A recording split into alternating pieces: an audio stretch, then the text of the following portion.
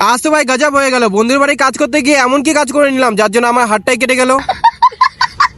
তো সকালে দুই বন্ধু এসে বললো তারা একটি বাড়ি কিনেছে, একটুখানি কাজ আছে যাই করে এসে পড়বো। যেহেতু আমি ফ্রি ছিলাম তাই বেরিয়ে পড়ি তাদের কাজের দিকে। ওখানে এসে তো আমি অবাক, তার কারণ ঘরের অবস্থা এতটা খারাপ ছিল ধারণার বাইরে। ये सब क्या देखना पड़ रहा है। তাদের ঘরটা কেনার কারণ হলো তাদের জলের ব্যবসা আছে, সেই জলের ব্যবসা কিন্তু এখানে রাখবে। বন্ধুটি বাড়ি কেনার পর ভাবছে বাড়িটি কেনার লস হলো নাকি লাভ হলো। क्या सीन है।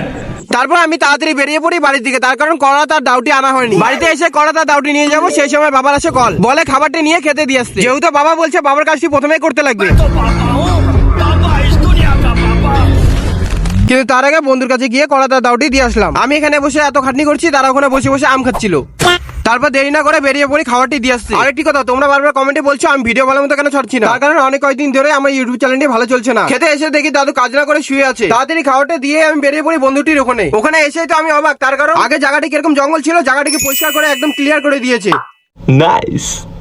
তারপর শেষে অল্পটুকু কাজ ছিল, কাজটি কমপ্লিট করে জলটি খেয়ে নিলাম। যে কোনো কাজ করলে কিন্তু আমার বডিটি কিন্তু বেড়ে যায়।